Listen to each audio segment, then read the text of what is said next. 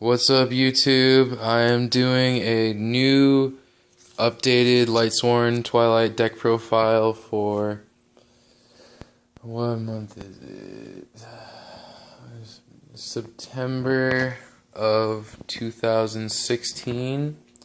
And this is the deck that I built based on mostly theory, but it runs really consistently, so I just decided I would show it off.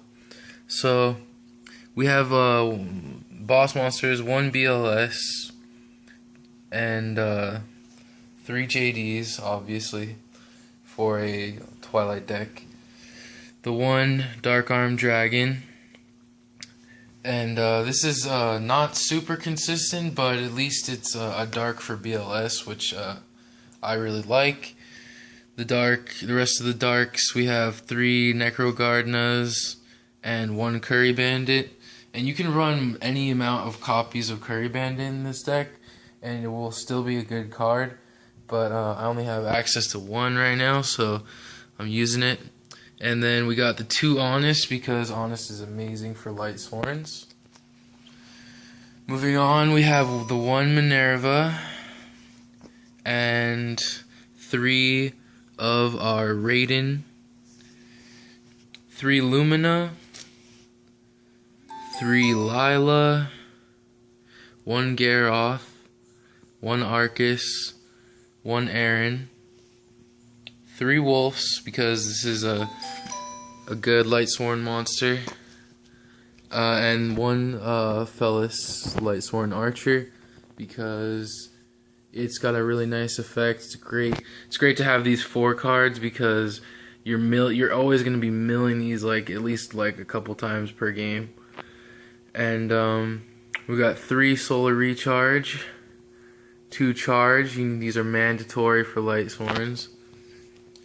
1 Foolish Burial and 1 Upstart Goblin. And you could take out the Upstart Goblin and replace it with any card you really want, but it's kind of a good card. So I like to keep it in just to speed up the deck just a little bit.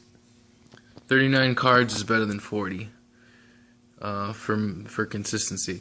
We got 2 Breakthrough Skills, 2 Beckoning Lights. These are actually really useful.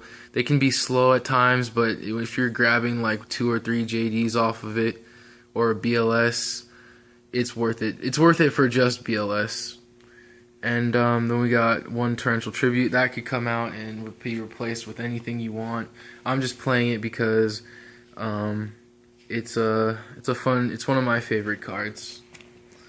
And moving on to the extra deck, we have 1 Stardust Dragon, 1 Michael the Arc Lightsworn, 1 Black Rose Dragon, 1 Beast Eyes Pendulum Dragon, and this could be anything. You could replace it with anything. I just wanted to try it out and see if it was fun.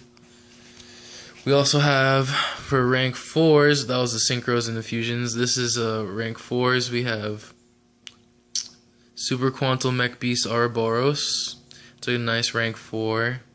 Constellar Omega, it's great for this deck because it's basically like a Volzor Yugioh almost.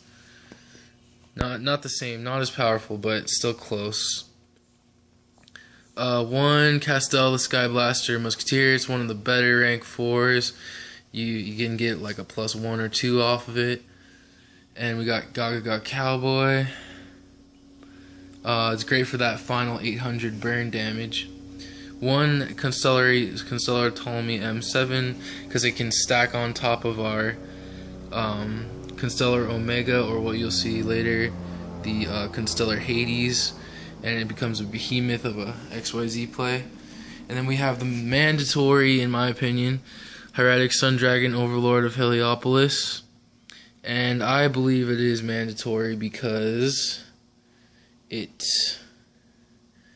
can protect you from milling out if you have 2 JDs on the field. And it can also destroy things. So we got a lot of rank 3s in this deck for those double Illumina plays. 1 Ghost Trick Alucard, 1 Zen Mains, Leviathan Dragon, Levier, useful for getting back those banished cards from BLS, and 1 Constellar Hades. and that's because it is 2 level 3 light monsters with a decent effect.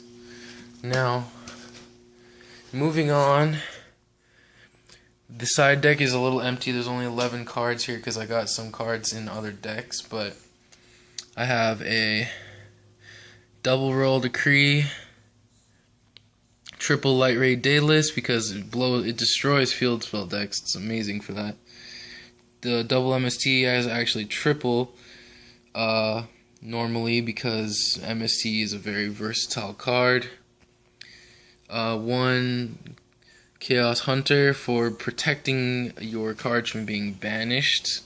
Can be very useful for that. And triple Raikou. This is one of the best side cards for Lightsworns.